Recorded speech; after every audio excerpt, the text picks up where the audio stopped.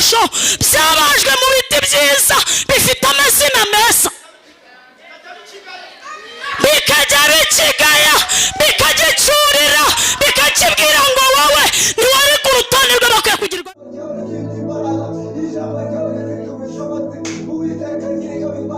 Kuki Dendezi TV wahisemo neza.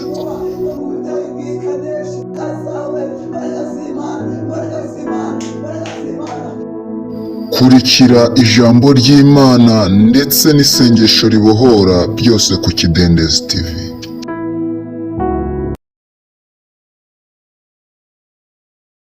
Turashimira abayobozi b'itorero, ndabizi ko baba babizi ko tuzaza. Turashimira mushumba w'iri torero n'abandi bene data bafatikanya kuyobora iki cyumba cyo kwa gatatu. Imana ibamugisha.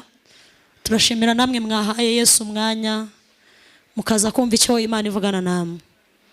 Bene Kora baravuze ngo twebwe nubwo twabura aho tuba kubera ko bari bafite amateka ashaririye mabi atabahesha kubona gakondo kubera ibyaha bya sewo wa Kora. Bibiri ivuga ko Kanani barayitanze bo babura aho babarizwa kubera amateka, ariko ngo bahitamo kuba mu nzu y'Imana. Imana ishimwe ko ngeze hano. Nari mvuze ngo Imana ishimwe ko ngeze hano. Reka tusome amagambo y'Imana. Mwuka wera nshoboza, ndagerageza kuvuga bikwiriye bivuye ku mutima w'Imana, hanyuma tuze gusenga. Igitabo cyitwa Kuva ni igitabo cya Mose, igice cya 25 umurongo wa 10, ariko turahera ku murongo wa 9. Ijambo nagenderereye mu murongo wa 10. Igitabo cya Mose cyitwa Kuva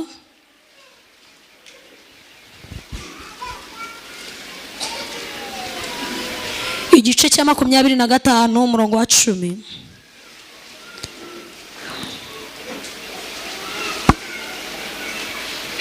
Ariko duhere ku murongo wa 9, icyo ngendereye n'umurongo wa 10 n'umurongo wa 11 yewe n'uwa 12 nta kibazo. Reka dusome. Haravuze ngo muzabureme buse nibyo ngiye kukwereka byose, icyitegererezo cy'ubuturo n'icy'ibintu cyabyo byose. Kandi bazabaza isanduku mu giti cyitwa umushita, uburebure bwayo bw'umurambararo bube mikono 2 n'igice, ubugari bwayo bube mikono 1 n'igice, uburebure bw'igihagararo bube mukono 1 n'igice. Murongo wa 11 uravuze ngo uzayiyagirizeho izahabu nziza imbere n'inyuma, uyigotesha umuguno w'izahabu, uyitereke izahabu zivemo ibifunga 4, ubishyire ku nkokora zayo zo hepfo, ukarenye ibifunga 2 bibe mu rubavu rumwe, ibindi 2 bibe mu rundi. Amen. Dusome mu butumwa bwiza uko bwanditswe na Yohana 12. Ubutumwa bwiza uko bwanditswe na Yohana igice cya 12. Dusome duhere ku murongo wa 3.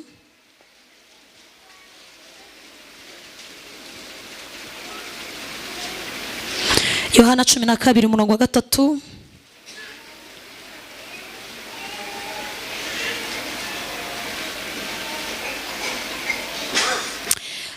Mariya yenda igice cy'indatiro y'amavuta meza nk'amadahano y'agati kitwa narada igiciro cyinshi cyane, ayasiga ku birenge bya Yesu, abihanaguza umusatsi we, inzu yose itamamo ayo mavuta. Baza bati mbese twashobora kumenya izo nyigisho nshya uvuga izo arizo, ko uzanye amagambo y'inzaduka mu matwi yacu? Nuko rero turashaka kuyamenya yariyo. Nuko abanyatenayi bose n'abasuhuke baho batagiraga icyo bakora kiretse gushyushya inkuru no kumva ibyadutse. Nuko Paulo ahagarara hagati ya Areopago aravuga ati bagabo b'abanyatenayi, mbonye muri byose ko mukabije kwibanda mu by'idini. Ubwo nagendagendaga nitegereza ibyo musenga, nasanze igicaniro cyanditswe ngo icy'Imana itamenywa. Nuko iyo musenga mutayizi niyo mbabwira, Imana yaremye isi n'ibirimo byose, iyo kuko ariyo mwami w'ijuru n'isi, ntiba mu nsengero zubatswe n'abantu, kandi ntikorerwa n'amaboko y'abantu nk'ugira icyo akennye, kuko ariyo yahaye bose ubugingo no guhumeka n'ibindi byose. kandi yaremye amahanga yose y'abantu bakomoka mu muntu umwe ibakwiza mu isi yose. Ni nayo yashyizeho ibihe by'imyaka ko bikuranwa uko yategetse, igabaniriza abantu ingabano z'aho batuye kugira ngo bashake Imana ngo ahari babashe kuyibona bakabakabye, kandi koko ntiri kure y'umuntu wese muri twe, kuko ariyo muri yo dufitemo ubugingo bwacu, tugenda turiho nk'uko bamwe mu batambyi b'indirimbo banyu bavuze bati turi urubyaro rwayo. Amen. Dusoreze mu rwandiko Pawulo yandikiye Abikorinto rwa mbere igice cya mbere umurongo wa 21. Rwandiko Pawulo yandikiye Abikorinto rwa mbere igice cya mbere umurongo wa 21.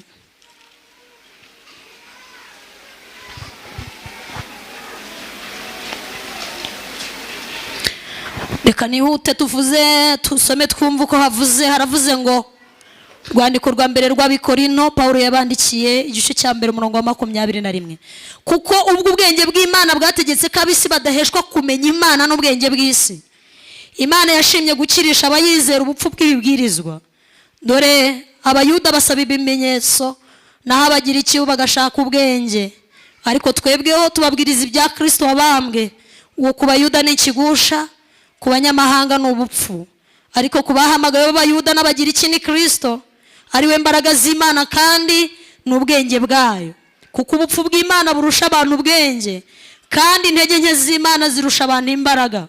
Muzirikane guhamagarwa kwanyu bene data, yuko ubwenge bw'abantu bahamagawe atari benshi, n'abakomeye bahamagawe atari benshi, n'imfura zahamagawe atari nyinshi. Ahubwo Imana yatoranije abaswa bo mu isi ngikoze isoni abanyabwenge, kandi yatoranyije abanyantege nke ibinyantege nke byo mu isi ngikoze isoni bikomeye, kandi n'ibyoroheje byo mu isi n'ibihinyurwa n'ibitariho Imana yabitoranije kugira ngo ihindure ubusa ibiriho. Amen. Twese amen. Muranyikiriza mwese bikunde? Twese haleluya. Twari kuririmba indirimbo yo mu gitabo ivuga ngo ubuntu bw'Imana butangaje nibwo bwankuyeho imigozi. Byavuye ku kise? Byavuye ku gushaka kw'Imana yonyine yambohoye. Amen. Igitero cya kabiri kikavuga ngo suko nari mwiza habe namba, ngo ni ubuntu bw'Imana yangiriye. Aravuga ngo yarambabarijwe kuri wa musaraba, ngo ndetse yabambanywe n'abagome. Twese amen.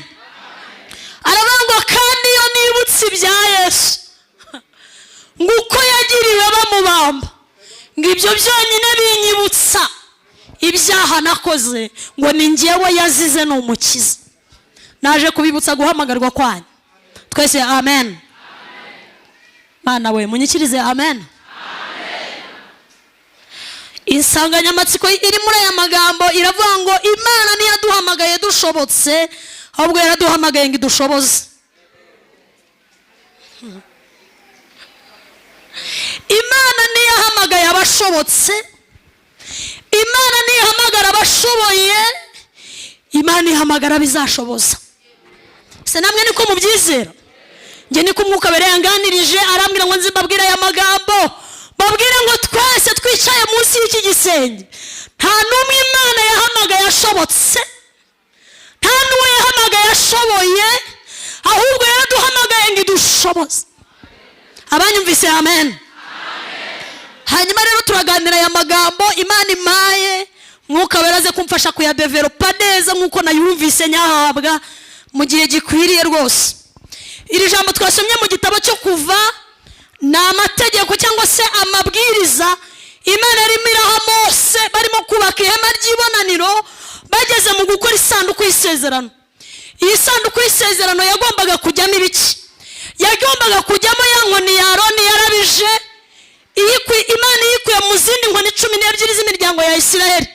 Hakabamo inkoni imwe ya Aroni yaje kurabya uburabyo nk'ikimenyetso cy'uko Aroni yemewe kuba umutambyi. Icya kabiri, iyi sanduku y'isezerano yagombaga kujyamo bya bisate 10 by'amategeko Imana yahaye Mose ku musozi Sinayi. icya gatatu, iyi sanduku y'isezerano yagombaga kubikwamo urwabya rurimo manu Imana yagabiraga Abisiraheli ngo bibe souvenir, bibe urwibutso rw'uko umuntu adatungwa n'umutsima gusa, ahubwo atungwa n'amagambo yose avuye mu kanwa k'Imana. Abisiraheli bazajya bareba uru rwabya rurimo manu, batazigera bikoma mu gituza na rimwe bavuye ngo twari tuzi gushakisha. Oya, bajya bazirikana amaboko y'Imana akomeye yabakuriraga ibyo kurya mu ijuru bakarya bagahaga. Twese amen. Iyi sanduku y'isezerano yari ibitsemo ibihamya bikomeye bigaragaza kwera kw'Imana no gukomera kw'Imana n'imbaraga zikomeye zigaragaza ubumana mu gutoranya uwishaka, ubumana mu kugaburira abantu atari uko bakoze cyane nubwo gukora ari byiza, ubumana mu nyandiko yanditseho ubuzima. Twese amen. Imana ibwira Mose, iramubwira ngo kugira ngo ibi bintu byanjye bibikwe ahantu, bigomba kubikwa mu kintu gifite agaciro. Iramubwira ngo manuka ujya mu ishyamba urebe igiti cyitwa umushita. Iki giti cyitwa umushita muri bibiri ijambo ry'Imana ni umunyinya. Umunyinya sinzi niba abana bavukiye i Kigali baba bawuzi cyangwa aba.com, ariko ni ubwoko bw'igiti nyine cyitwa umunyinya. Iki giti cyitwa umunyinya gifite amakuru meza yacyo aba make. Hari ibintu bibiri nabonye gikora mu buzima wenda gishobora guhuriraho n'ibindi biti. Icya mbere ni igiti ushobora kugamamo imvura yaguye, ariko ibitonyanga byacyo n'ubundi kubera kigira ibibabi bitoya cyane ntabwo cyakurinda imbeho cyangwa se imvura uko bikwiriye. Icya kabiri gitanga inkwi, ariko kugisenya ni ukugenda witeguye kujombwa n'amahwa. Kigira amahwa menshi pe, kirajomba nawe. Sindabona umwana wuri igiti cy'umunyinya. Oya, ni igiti kigawa kibi gifite amateka mabi, ariko Imana iramubwira Mose, iramubwira ngo genda mu ishyamba utarebye inturusu, utarebye bya biti bivugwa neza, undebera igiti kigawa. Ukizane, ndabizi ko kizakuvuna, nzivune zacyo nzamahwa kigira. Ubundi kigira amahwa y'inyuma n'ay'imbere. Umuhanga utabizi ashobora kwibwira ko ay'imbere ntacyo yamutwara, ariko kigira amahwa aboneka n'ataboneka. Ntekereza ko Mose yahuritse ajya gushaka iki giti. Ubuntu bw'Imana butangaje. Abaje gusenga amen. Aragenda aragitema, ndimo ndamureba yihanganira kujombwa n'amahwa, ndimo ndamureba yihanganira imvune zacyo. Kandi hari ibindi biti we byiza, bya biti babazamo imbaho za ribiyo, za gereveriya, inturusu. Ibyo ni ibiti byiza tuzi ko bifite amateka meze yo gutanga imbaho nziza, ariko Imana yatoranije abaswa. Niko Pawulo yavuze, ibigawa byo mu isi ngo nibyo Imana yatoranije ngo kugira ngo ibyuzuzemo imbaraga. Mose ndimo ndamwumva n'imvune z'aya mahwa, ndimo ndamureba yihanganira ububabare, aragitema arakizana. Iki giti kandi kirababara nubwo kitavuga. Buriya kugikuraho amahwa ni ubundi buzima bari kucyaka, kuko bari kucyaka natire yacu, bari kugikuramo ubuzima bwacu. Ni igiti kimenyereye kugira amahwa, nta n'icyo bigitwaye, cyatanga inkwi kitazitanga, yewe ntacyo bikibwiye. Ariko kugikura mu buzima gisanzwemo, bagihindurira natire, bagihindurira umumaro. Twese amen. Muraza gufashwa ndabizerega.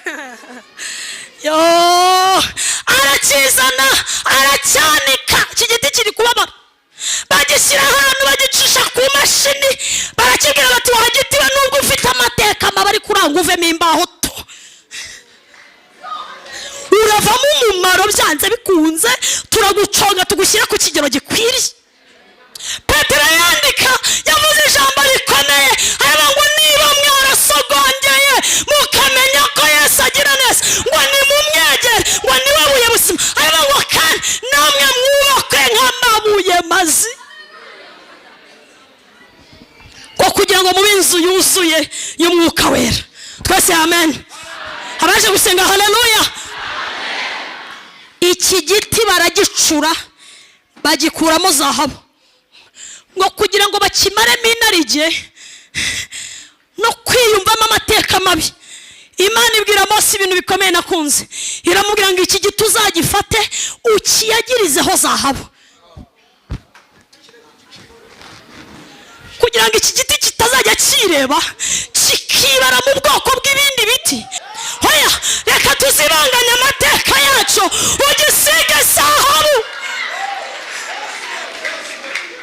Gishobora kuzaba kiri kumwe n'ibindi bikoresho byabajwe mu biti byiza bifite amazina meza, bikajya bikigaya, bikagicurira, bikakibwira ngo wowe ntiwari ku rutonde rw'abakwiye kugirwa neza. Kugira ngo tuzibanganye amateka, gifata ugisige zahabu. Kimeshi kwa Yesu, haleluya.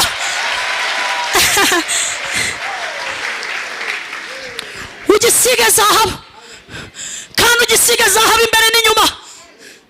Dusiba amateka y'imbere, dusibanganye ibya kibayeho imbere n'inyuma, cyo kuzajya kiririmba ngo kirebera mu mateka y'iwabo, cyo kuzajya kibwiriza kibuke ko cyavutse mu miryango irimo nyabingi. Ugisige zahabu, kigira agaciro, kigira ubuzima bwo mu ijuru. Muribuka Yesu avuka, abantu bagiye kumureba, abanyabwenge bari baturutse iburasirazuba, mu maturo bajyanye ngo banyanye zahabu, bivanga uyu ni umwami w'abami. Ndafashijwe mwene Yesu. Ugisige zahabu. Iyi zahabu ishushanya agakiza, zahabu ishushanya Kristo. Ugisige zahabu, ukiyagirizaho zahabu imbere n'inyuma. Pawulo yabwiye abakorinto ngo bakorino mwe muzirikane guhamagarwa kwanyu, kuko Imana itatoranije imfura nyinshi, kandi abanyabwenge bo mu isi bose ntibagize umugisha wo gutoranywa, ngo ahubwo yahamagaye abaswa, ngo kugira ngo ikoze isoni abanyembaraga, ikoze isoni abiyita abanyabwenge. Numva Imana mwayikomera amashyi menshi.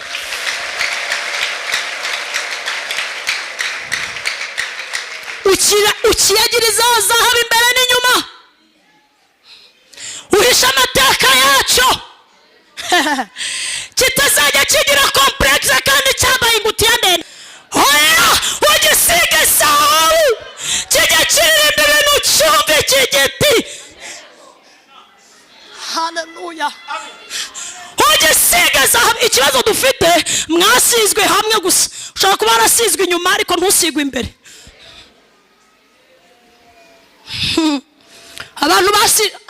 Hari abantu badatanga ubuzima bw'imbere n'inyuma, basizwe igice kimwe gusa. Uracyafite sheke mu bwami bw'Imana, ugomba kuyagirizwaho zahabu imbere n'inyuma, kugira ngo amateka yawe n'ibyakubayeho byose bihishwe muri Kristo. Bigomba guhishwa muri Kristo kugira ngo ibikuvamo bibe bifite ubuzima. Twese amen, twese haleluya. Iki giti ndimo ndakireba rero, cyicaye kibitse inkoni ya Aroni. Ndimo ndakireba kirimo amabuye 10, igiti kigawa. Ndimo ndakireba amategeko 10 yanditswe ku mabuye. Ndimo ndakireba iki giti kirimo urwabya rwa manu. Ndimo ndakireba iki giti. Muzi ko iki giti cyahesheje Abisirayeli agaciro, ngo umunsi umwe Abafilisitiya bibye isanduku y'isezerano, ngo barayijyana bazi ko batwaye ikintu kidafite 12, ngo bakibikana n'ibigirwamana byayo. Wese murakibuka ko ari igiti kigawa, ariko kirimo ubutunzi bukomeye, kirimo imbaraga zikomeye zizahesha Abisirayeli bose agakiza. Ngo bagishyira hagati na Dagoni, imbere yayo isanduku y'isezerano yakozwe muri cya giti. Kumbe isanduku y'isezerano ifite agaciro kubera cyo, ifite agaciro kubera icyo bayishyizemo. Icyo bagushyizemo nicyo gikomeye. Ikijuru ryagushyizemo kiruta umugore, kiruta umugabo, kiruta kubaka amazu muri Kabuga. Ijuru ryagushyizemo ibintu abadayimoni batinya.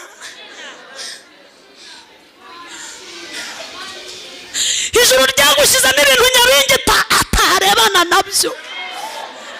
Niyo mpamvu isanduku y'isezerano idashobora kwihanganira kubana na dagoni.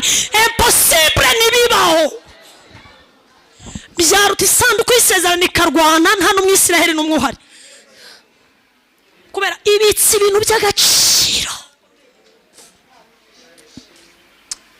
Ndafashijwe twese. Haleluya, munyikirize haleluya, twese haleluya. Bese mujya mutekereza mutiye mugenda mwisi, mwiyumva mute mama? Ujya wumva uremereye gute, ungana ute? Paulo yandikira abaroma yavuga ijambo rikomeye, yaravuze ngo mbese abayuda barusha iki abandi? ngo ko babaruta muri byose, ngo bafite ikintu cyavuzwe n'Imana bagendana.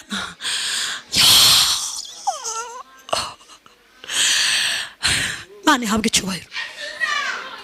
Mbese abayuda barusha iki abandi? Imana ihabwa icyubahiro. Umva mukwiye kuremerera isi, uretse ko agakiza kameze nk'akajemo amazi kakabadiriwe, ukabona ntabwo bikiryoshye, kubera ubona bimeze nk'ibintu amatetu murayazi, abantu mwanyweye umutobe wo mu cyaro murabizi, ni ibintu ubwo ni ji. Reka tuvuge ji kugira ngo n'aba.com banyumve. Bashyiramo amazi bakongera bagashyiramo amazi bakongera bagashyiramo amazi. Agakiza ko minsi y'imperuka niko kameze. Ariko Paulo yandika yaravuze ngo mbese abayuda, Imana yahabwa icyubahiro, barusha iki abandi? Iyo bari mu isoko bafite irihe sumbwe? Iyo bari mu mashuri bafite irihe sumbwe? Iyo bagenda mu nzira bafite irihe sumbwe? Ni ikihe kintu kibatandukanya n'abandi? Ni iki gishobora gutuma uvuga ngo uyu ni umuyuda n'umuyudakazi, ukamukompara n'abandi ukavuga ngo uyu muntu arashyitse? Ni iki? Haba ngo nta kindi bagendana, ngo bagendane ibisavuzwe n'Imana. Haba kandi bene abo ngo bameze nk'insabya, ngo zabitswe mu butunzi bukomeye.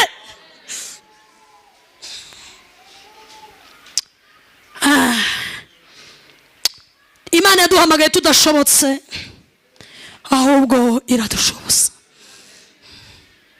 Munyikirize mwese amen.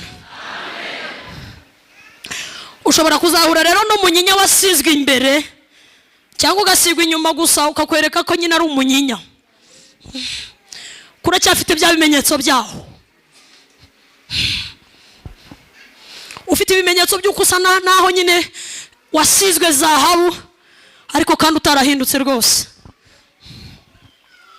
Nibyo byabaye kuri aba bantu bo muri Atenayi. Paulo ngo yarimo aragenda avuye mu Atenayi, yari avuye i Tesalonike mu butumwa bwiza, na Timoteyo na Sila. Biraba ngo baramwirukana avayo ajya mu Atenayi.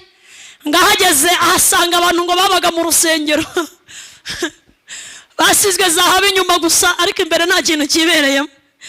Ngasanga barabyina nk'uko mubyina ikabuga, asanga bararirimba nk'uko muririmba, bafite imiziki myiza nk'iyi twaguze, bafite insengero nziza nk'izo turi kubaka, bambaye amayiniforume n'abapene beza bambaye ibitambaro, ngo ariko babyinira Imana batazi. Ngabanyuramo mu materaniro, arabareba uko bakirana, arabareba uko babyina, arabareba uko batanga amaturo, arabareba uko bahimbaza, arabareba arabumva mu mashimwe, arabareba uko baririmba, arabitegereza. Paulo ngo yicaye mu iteraniro, bataba abantu nta kintu bazi, nta kintu baramenya. Ngafata ijambo aravuga ngo yemwe mw'Abanyatenayi mwe mukabije cyane kwibanda mu by'idini, ubwo nagendaga iwanyu. Icyakora nasanze muzi kubyina, nasanze muzi kuririmba, nasanze muzi kuyobora amateraniro, nasanze abagore b'iwanyu bambara birebire, sanga abagabo b'iwanyu baribambarika cyane ngo batagira uwo baderanja, ariko musenga Imana mutaramenya. Aba ngo ndashaka kubabwiriza ubutumwa bwiza, mbabwire Kristo, mbabwire ko yazutse. Uzi kuba mu iteraniro utazi Yesu wazutse, ubyina nk'uko abandi babyina, usirimba nk'uko abandi basirimba, utgura uniforme nk'uko abandi bazigura ariko utaziranye na Yesu wazutse. Ndagira ngo mbatangarize ko muri Bibiliya harimo ba Yesu batatu. Harimo Yesu Kristo, harimo Bari Yesu, harimo na Yesu wundi. Hari Yesu Yusito, hari Bari Yesu na Yesu Kristo. Wamenya babyinira nde? Wamenya baririmbira nde? Wamenya utuma bambara birebera ruhe? Hari karababwira ngo yemwe mw'abanyatanaye mwe mukabije cyane kwibanda mu by'idini, muri bangeso nziza muri adeperi, muri bangeso nziza muri estrashani, muri bangeso nziza muri sayani, muri bangeso nziza, ariko nimuramenya Yesu wabambwe murimo w'ubuntu nturabageramo. Ntabwo muzi uko umuntu akizwa, ntimuzi uko umuntu ahinduka, ntimuzi uko umuntu aturana n'akabari nawe inzoga. Yemwe mwabaga bamwe b'abanyatenayi mukabije cyane kwibanda mu by'idini, muri abanyedini beza pe, ariko inzangano zarabamase, amashyari n'amatiku. Aravuga ati cyakora muzi kimwe, abanyatenayi ngo bagiraga imirimo ibiri gusa, ngo bari inzererezi. Ni hari icyumba cy'ibiri, akaba agiye rugara rutaye, Nyarugenge basenze, akaba arirutse, ngo bari inzererezi. Icyakabiri ngo bari abanyamakuru, ngo bari bazi gushyushya inkuru. Yewe urabizi Chantal byanze yarayamuhonda. Abanyatenayi nibo bamenyaga ibya Ronaldo n'abamesi. Shamesi yamemukiye, Shamesi n'umwana mubi, nzongeremo amafaranga yanjye ukagira ngo Messi arakuze. Abanyatenayi bari bazi inkuru z'ibisanzwe. Ku cyumweru hagera bagakubitamo ingutiya ndende n'ibitambaro, ngo bakajya mu materaniro, ngo bakabyinira Imana batazi, bagahimbaza iyo batazi. Ariko Paulo ngo ahageze abazanira ubuzima. Twese haleluya, turakuraye Paulo tuzanira ubuzima. Utatubwira ibirayi, utatubwira umuceri, utatubwira abagore, utatubwira abagabo. Turakuraye Paulo utuzanira Yesu.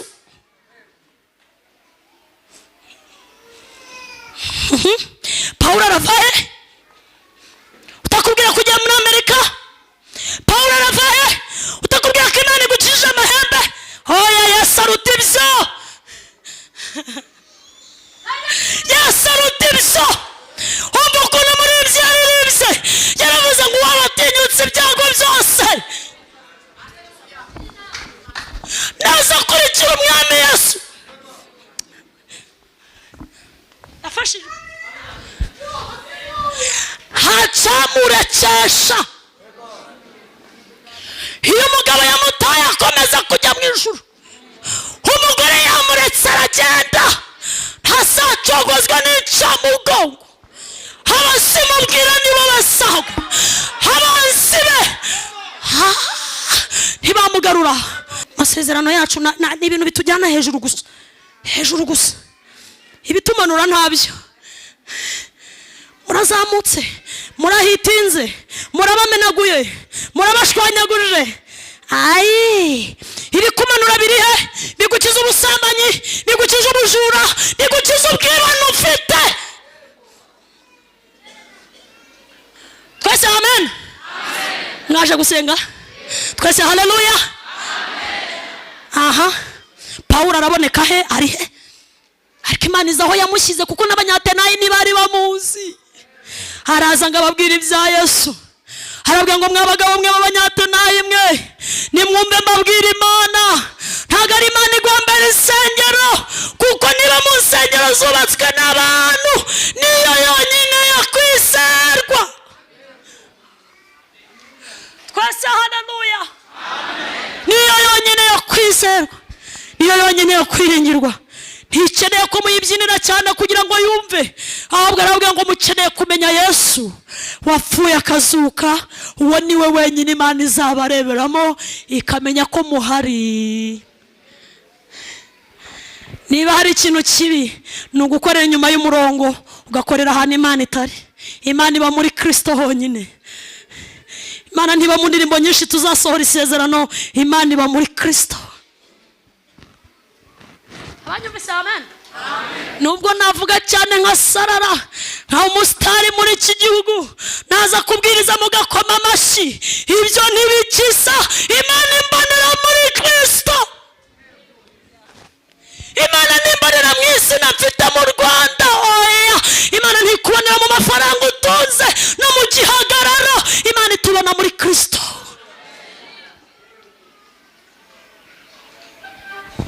Imana itubonera muri Kristo Yesu. Twese amen. Arabwira ngo nimwizere Kristo, mwizere uwabambwe, kandi mwizere wazutse, nibwo indirimbo zanyu zizamugeramo akazumva ko mwaziririmbye, nibwo imbyino mubyina zizamugeraho zikamubera nk'umuvu w'umura neza. Ariko nibitaba ibyo murabyinira inyuma y'umurongo, muraririmbira inyuma y'umurongo, murateranira inyuma y'umurongo. Nibitaba ibyo, yemwe bagabo b'Abanyatena, yewe Kabuga we, mbonye kugarije cyane kwibanda ku by'idini. Hinduka, hinduka, gira imyumvire ya Yesu, gira gutekereza kwa Kristo. Hinduka Kabuga vire, hinduka, hinduka. Cyakora muri abanyedini beza, Abanyatenayi n'Abanyatenayi wa ntago ari mwebwe, muri abanyedini beza bashyushya inkuru wa ibigezweho nimwe bibarizwa mwe Abanyatenayi mwe. Yo, mbonye ko mukabije kwibanda cyane ku by'idini, murwana ishyaka ry'idini, ariko uyu munsi murwana ishyaka rya Kristo. Munyikirize amen, muranyikiriza haleluya. Imana ntiyahamagaye abashoboye, ahubwo yahamagaye abadashoboye kugira ngo izabashoboze. Hari ibintu bitandatu Umwuka Wera yamishuriye bigaragaza umuntu wamaze gutoranywa n'Imana, ugeze ku kigero cyiza cya Kristo. Ibitandatu gusa, iminota nahawe ndabona irimo igenda irangira. Umwuka Wera mfashe mbivuge neza uko ngomba kubivuga. Icyambere kigaragaza umuntu wamaze gutoranywa n'Imana akagera ku kigero cya Kristo, ni ikigero cyiza cyo kwizera bahagazeho. Murimbyi yararimbye mu ndirimbo z'agakiza, abangiyo ndebesheje ukwizera, nezererwa umukiza wa, mbona ubutunzi bwinshi cyane bufitwe na. Haleluya, ndanezerewe kukanyabo iminsi yose, niyonge sintegenye cyane habumbati. Umuntu wamaze gutoranywa n'Imana aba ari ku kigero cyiza cyo kwizera, kandi kwizera k'uyu muntu ntibisaba ibimenyetso. Habwira Imana ngo ngewe kugira ngo nemere kuvuganye nanjye mpereza ibimenyetso. Niko Paulo yandikiye Abakorinto, aravuga ngo ubutumwa bwiza ku Bayuda ngo ni ubutumwa bwiza busaba ibimenyetso, busaba proof. Imana izanyura he? Izaca he? Izabigenza bite? Izabigenza gute? Izanyura mu zihe nzira? Oya, ubutumwa bwiza kuri twe bizera ni imbaraga z'Imana. Kwizera k'uyu muntu ntigusaba ibimenyetso kugira ngo amenye ko Imana ihari. Oya, kwizera nyako ni ukwizera nta n'ibimenyetso ubona. Habanje gusenga amen. Ndababwira Yesu tu. Twese haleluya. Kwizera, kigero cyiza cyo kwizera ni ukwizera Imana nta kimenyetso na kimwe ubona mama. Bakakubaza ngo mbese iyo Mana yawe irihe, ukabwira ngo nubwo ntayibona ariko iriho.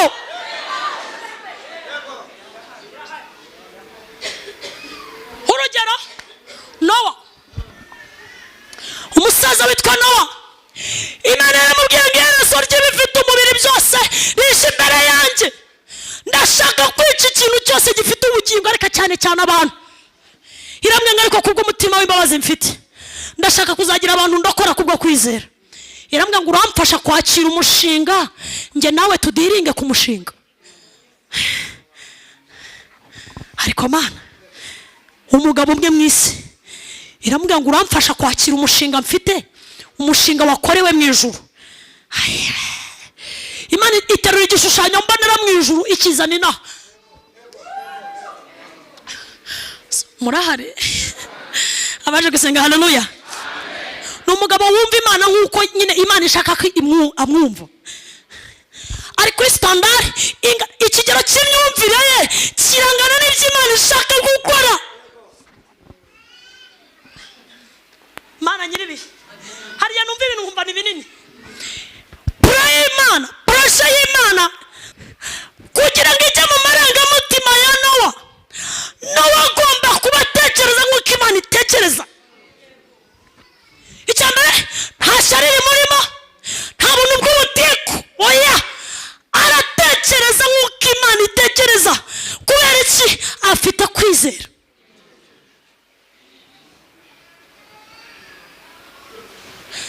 Ubundi itorero ntiribeshejweho mu isi nuko rikora ibintu by'igitangaza. Nibeshejweho mu isi no kwizera. Umuririmbyi yaririmbye aravuga ngo iyo ndebesheje ukwizera ngo nezererwe Umukiza, kandi simbireba napfuye mbireba ndiho. Kanigire hano hirya. Mwanyumvise? Twese haleluya. Kwizera reka mbigeranye na microscope ivumbura ibintu biri mu isi y'umwuka. Kwizera mbigeranye na microscope kugira ngo unyumve neza.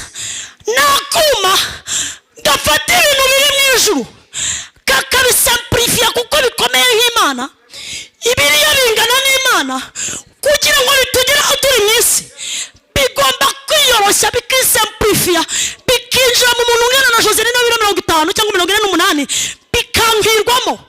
Imana ikangana nanjye, Yesu akangana nanjye, Yesu akavuga nkanjye, Yesu akagenda nkanjye.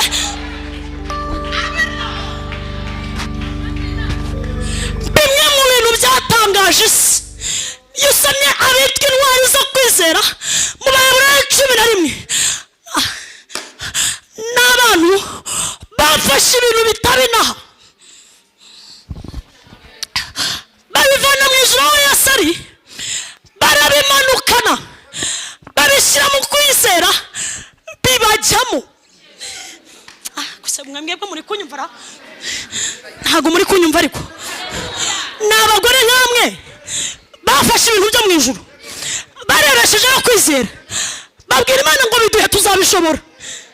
Umugore ushobora kuba i Kigali cyangwa i Kabuga akaba hadasambana ari mwiza nkawe, ubwo buzima mu isi ntibushobora, ntabwo bwumvikana. Ariko kuko mu ijuru ariko mushaka ko tubaho, ni mu biduhe.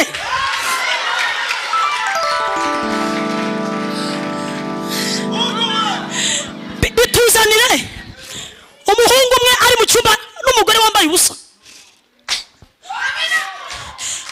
aramubwira ngo wakemera ugakuramo. Umuhungu aramubwira ngo nubwo ubona noza amasahani ya hano ariko sindi uwinaho, mfite darajana haleluya, mfite ubuzima.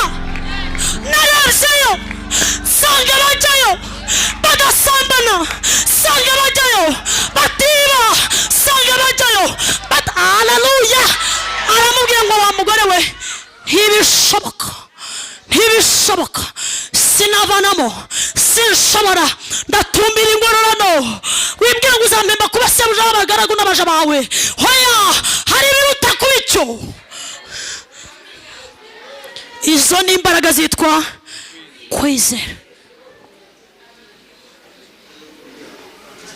Cyo nicyo bita kwizera. Ni ugukora copy and paste. Ariko mwana we ndafashijwe. Ni ukuzana ibintu byo mu ijuru ukabaho under condition, munsi y'amahame n'amategeko y'ijuru.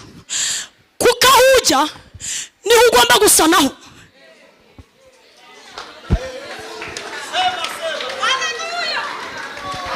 Ndavuze ngo aho ujya niho ugomba gusanaho, aho uva bayi, aho ujya ugomba gusa no.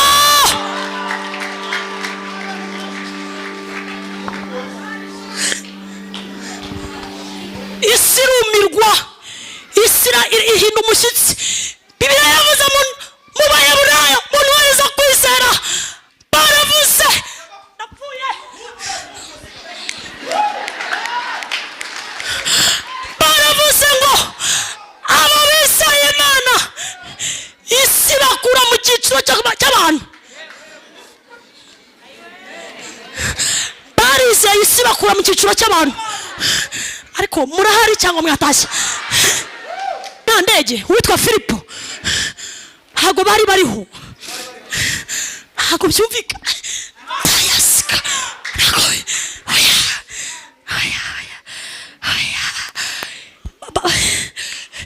Barizeye isi iravuga ngo mwebwe nimukwiye gutura, ngo dusangire namwe umuceri, dusangire namwe kongo mwe abakobwa mwe.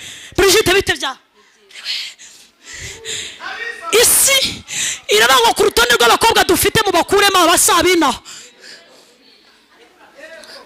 Kose utekereza ute gufata umugore ukamutwikira abana ukabateka ukabazana ari ifirite, bakakubwira ngo uragumana Yesu, ukavuga ngo njyewe yaba narabyaye n'abandi nkababaho, ariko Yesu andutira no gushimwa cyangwa izahabu, uwanyinika nk'abo mwami w'ishyanga rinini rite, ndi mbata y'icyaha cyose, sinabikunda ahubwo niragije Yesu umukiza wanjye, sinyita ku biri mbisi, Yesu aranyuze.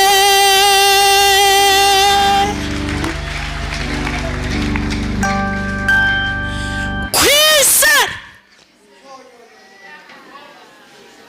apareye ifotora ubuzima bwo mu ijuru. Njyewe Joseline nkaba nsa n'uko mu ijuru bantekereza, apana kunshidikanyaho meze nk'umumetizi. Se uyu muntu n'umunyarwanda, ni umuhinde, ni ikibyarirano, ni ikijyana igiki. Twaramubyaye kone yameze ubururu hakamera icyatsi, bikaba bimanuka bigera pfiriya. Ubundi twabyaye abantu bameze kuriya. Mwarayihinduriye ni ukuri. Nyuma yuko mumaze kwizera mwarayihinduriye, mwarayihinduriye. Ihura namwe mwambaye ubusa ikumirwe. Ese abantu nibo nabyaye? Hari n'abantu batajya mu ijuru batera abamarayika ibibazo. Ibizima byahita bireka kuririmba bikareba ziramini zanyu. Ariko nimushobora no kurungurukayo. Usi niba abagore binaha warabamaze, ubwo Imana yakujyana mu ijuru ite? Kare. Ngaho nawe nyumvira iryo juru ryabo barokore bo muri ADP. Ntabwo bishoboka. Cyakora uzazijisha mweri naho ukomeza ubabeshya ubiririmbiremo, ariko ntabwo ari mwebwe naho muri Amerika y'Amajyepfo ubibyiniremo, ubyambariremo ibitambaro birebire ujijisha inaha, ariko nta bwenge baramubwiye ngo yewe ntabwe wayobye. Icyakora amahirwe ufite nuko Gehinomu ituranye n'ijuru. Ntabwo uri buvune kusubirayo, dore ngaho ari iwanyu. Ngaho manukira aho ngaho ukomeze ugende. Ijuru muririmba muzagera ku marembo yaryo, iri mu byina n'ukuri kose muzaryumva nk'abumva amakuru. Igihe cyose mutarafata ubuzima bwo mu ijuru ngo buse namwe. Nukuri biroroshye. Ntabwo yabwiye umukristo ngo ati ntabwo nakirirwa nirushya njya koga. Reka izo stress ze niziki. Kanifatira ubwato ndi kubona nari abasare. Niyambukire byoroshye kujya mu ijuru se. It's very simple. Yifata mu mifuka nk'uku. It's very simple. Ngeze navurwa n'iki? Nzaririmba ntawe uzambaza, nabantu bakabara bahagaritse barababarira. Kade perishira isigaye shyiramo imiyaga. So ugashyiramo n'ibyongereza bya so mushumba urabona so ugahaminga oya uzahura naryo urireba imiryango bakubwira ngo rituranye na Gehi n'amaturo mwatanze. Hari ikibazo se? None se Yesu yabwiye Yuda ngo yambwiye ngo ndakuzi ko usanzwe uri umujura, ariko nta kibazo, izi simbabazi z'abakene ufite, ahubwo wasizwe hamwe gusa, imbere ntihasizwe. Nta kibazo. yabanye na Yesu imyaka 3 n'igice, babyina akabyina, baririmba akaririmba, bagiye Yerusalemu akajyayo, batubura imigati ahari. Ibyo ntacyo bitwaye Imana. Ibi Imana izakudepansaho ntacyo byayitwara. Imana n'umutunzi. Imana yakubakira inzu, Imana yaguha imodoka za V8 n'ibindi, Imana yabiguha rwose, yabikudepansaho. Ariko amarembo y'ijuru aturanye na Gehi. Hose ibintu byayo nta kipfa nabyo. N'ubundi mbere yuko Imana ishyiramo Adamu yabanje kumuremera, Edeni yawe irahari, n'uwo mugore n'uwo mugabo. Ariko wagera ku marembo y'ijuru bakakubwira ngo ntusa nabinaha. Imana yakudepansaho abana ikabaguha ukabyara indahekana. Imana yaguha akazi keza muri ministeri ahantu runaka. Sha ntacyo bitwaye rwose, niyo Edeni yawe. Ariko amarembo y'ijuru aturanye na Gehi na ya Gehinomu. Uwizera umwana w'Imana asaba witeka ryose, naho yaba yarapfuye azongera abeho. Uwizera umwana w'Imana asaba witeka ryose, naho yaba yarapfuye azongera abeho.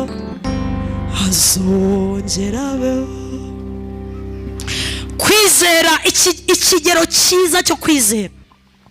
Nowa yizeye Imana ivuganye nawe rimwe gusa, ngamara imyaka 120 yubakira Imana inkuge, nta jwi, nta buhanuzi, nta nzozi, reka nta n'undi muhanuzi wamugarutse aho mubwira ngo ya Mana iracyari kumwe nawe. Biravuga ngo yizeye ibitaboneka. Abanyumvise twese haleluya. Ariko mw'Imana ivugana uyu munsi namwe hano Kabuga, ejo mukajya kubihinyuza Nyarugenge, ejo bundi mukazajya Gisenyi, ejo mukazajya ewe. Abandi bamaze 120 bakizeye ko yavuganye n'abariyo kwizerwa. Abanyumvise haleluya. Cya kabiri cyerekana umuntu wamaze guhamagarwa agatoranywa akagera ku kigero gishyitse, ni ikigero cyiza cyo kwihangana agezeho. Yakobo yandika mu gice cya mbere umurongo wa 12, yaravuze ngo hahirwa umuntu wihanganira ibigira gute, kuko namara kwemerwa neza azahabwa ikamba ry'ubugingo iry'Imana yateguriye abagira gute, abayizera bose. Niba utihangana nturagera ku kigero cyiza cyo guhamagarwa. Bakikuvuga ukagwa ngo ngiye baramvuga, ngiye baranyanga, bangendaho. Oya, ugomba kwihangana ku kigero cya Kristo. Abanyumvise twese amen. Icya gatatu kigaragaza umuntu wamaze guhamagarwa agatoranywa akaba ari ku gihagararo cyiza cya Kristo, ni urugero rwiza rwo guca bugufi, kumanuka, kugabanya inarijye, gukuramo wowe, kuramo ubuzigaba n'ubusinga, kuramo ubusindi n'ubucyaba, ukavanamo inarijye n'amakakama y'iwanyu, ukamanuka iwanyu, ukava mu bwoko bw'iwanyu. Sinababwiye umunyinya se? Umunyinya ushobora kuvuga uti njye ntabwo nzashakana na Gereveriya, kandi byose ni ibiti byakuwemo imbaho. Ariko umunyinya ukicara ukavuga ati njyewe ntabwo reka Gereveriya, njyewe wapinda igiti cyiza gikura kigandara kimera gutya gitanga igicucu. Ntabwo njyewe umunyinya mfite inarijye yanjye, nubwo bankuyeho amahwa ariko hari ryasigaye, ntabwo nshobora kubana na Gereveriya njyewe. Iryo hwa rikaba rikirimo kamaze yavuka esha harya n'uwo mubaye bamubace kamureba intambuka, kamureba. Njyewe umunyinya sinabana na Gereve.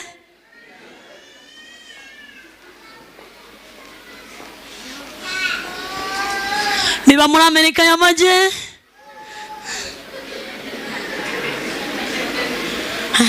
baranditse baravuga icyatumye Yesu mu gihe cye adakurikirwa cyane nuko akora ibintu bitangaje, ngo ubwiza bwe ntibwabaga mu maso, ngo ubwiza bwe bwabaga mu bitugu. ngo yavuganaga nawe wakumva umutima uruhutse, ukavuga ngo nubwo mu maso mbona uri umunyamibabaro wamenyereye intimba, ariko nzagukurikira aho uzajya hose. Abenshi ntibakuruwe nuko ari mwiza mu maso, niyo mpamvu Petero yamubwiye ijambo rikomeye, avuga ngo ukurikije aho uvuka ntitwakagukurikiye, ariko amagambo y'ubugingo. Ukurikije ukuntu nta hantu urara, njya mfite etaje i Kaperinawumu agahunguwe, ariko dukurikije ibikuvamo.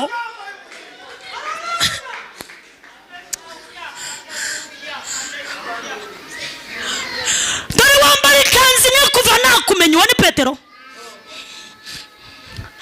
Rugabire wambara niyo gusa, ntugira urara buri munsi dukoresha stage mu misozi, nta kindi tugukurikiyemo.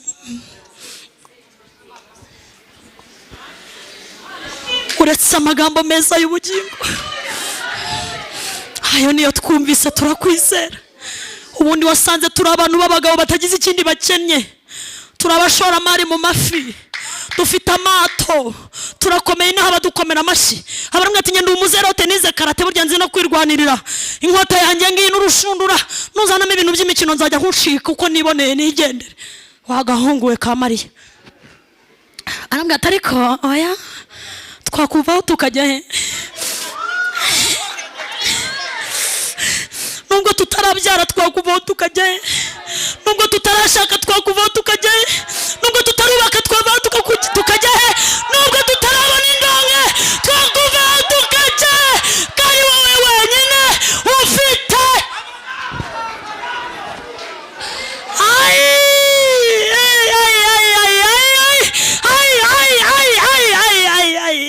abasaza bamugumaho, abakene bamugumaho, imfubyi n'abapfakazi bamugumaho, ngo nta kindi bari baramubonyemo, ngo bamwumvisemo amagambo y'ubugingo.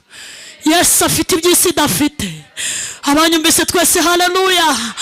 Yesu yazanye iby'isi idafite, mwambabariye tukamukomera amashyi. Yazanye iby'isi idafite.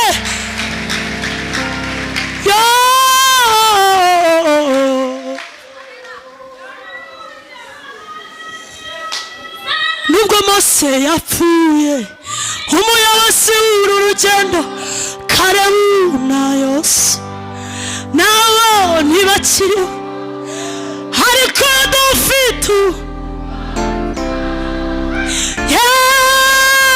Yesu niwe ubaruta. Yesu niwe ubaruta. Yesu niwe ubaruta. Hari ibintu isi kwimye ushobora no kuzava inahita guhaye, kuko Hana na Penina bagomba guturana kandi bose bari ku mubumbe umwe.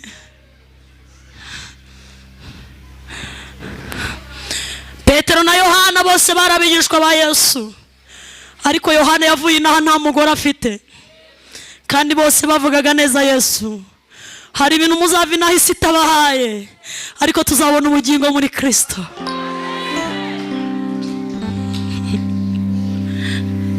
Iyo tujya ni mu ijuru iwabo w'ibihumbi n'ibihumbagiza by'abanesheje. Iyo tujya ni mu ijuru iwabo w'ibihumbi n'ibihumbagiza.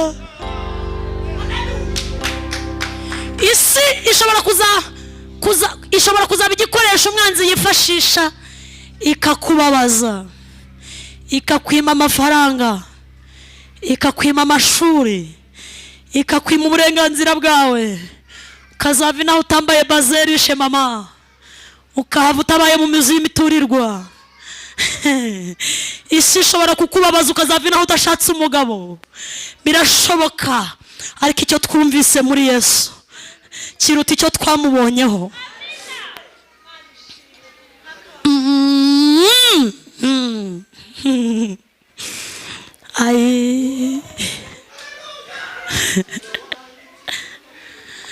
Ai mutanga bugingo we nyirubutunga nyirimbabazi mbegu ukuna nesa ya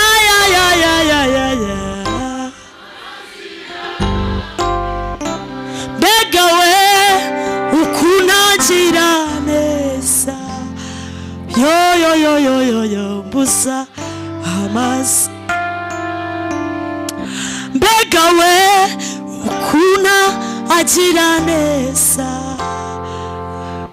mbuza amazi nanamita. Icyakane cyerekana umuntu wamaze kugera ku kigero cya Kristo, yaramaze guhamagarwa n'Imana no gutoranywa nayo. Ni urugero rwiza agezeho rwo kwirinda ibyaha n'intege nke. Ku muhanga amaso iteka bisa nk'isi intege nke, shira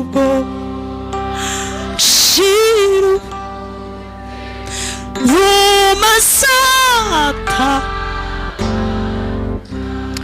Bene gukora icyaha si igitangaza, ahubwo biba igitangaza ku muntu yapfukamye abwira Imana ngo nabaye umunyantege nke. Ndabyemera Mana, kuko hari abantu ngo bafite imitima yabaye akahebwe. Paulo niko yandikiye Timoteyo, arambwira ati Timoteyo mwana wanjye ntuzagira ikibazo.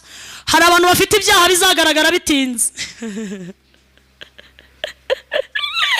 Hari abantu bagenda n'ibyaha by'ibigugu, ngo ibyaha byamwe bigaragara bitinze, ngo ariko hari n'iby'abandi byihuta, ariko ngo ntuzagirane ikibazo nabyo. Ibyo byose bimenywa n'Imana.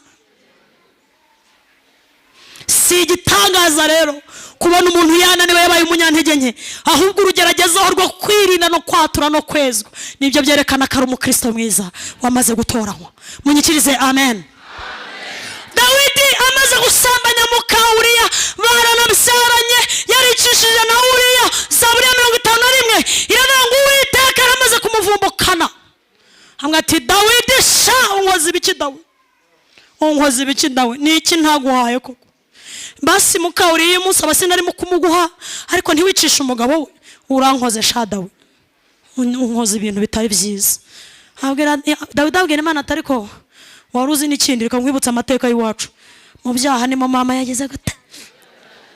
Mujye mutinya uyu mugabo, mujye mumutinya uyu mugabo, aza ahantu akora Imana ikavuga turanyemeje. Hari ikindi gihe ngo yabaza Abisirayeli, Satani yoheje umutima we, kandi cyaraziraga kubara ubwoko bw'Imana. Ngarababara asoje kubabara, Imana imuzaho n'umuhanuzi tumva, wabaza ubwoko butabarika butajya bubarwa n'undi muntu ari wese. Ndaguha ibintu bitatu: inkota amezi 3, mugiga iminsi 3, intambara imyaka 3. Hitamo kimwe. Inzara apana, inkota, inzara na mugiga iminsi 3 iroroshye ivuye ku Mana, ngo nutunsi duke ngo nta kibazo. Inkota amezi 3, inzara imyaka 3. Hitamo kimwe. Dawidi abwira Imana ati nzaho njya nkora ukumva. Ahita ajya mu ruse abwira Imana tuzi n'ikindi, fata imbabazi zawe. Zana umunzani aho ngaho, ndabizi ko mwijuru mu ufite. Fata icyaha nakoze n'imbabazi zawe, ubalansinge turebe. Amashyimaje kwa Yesu.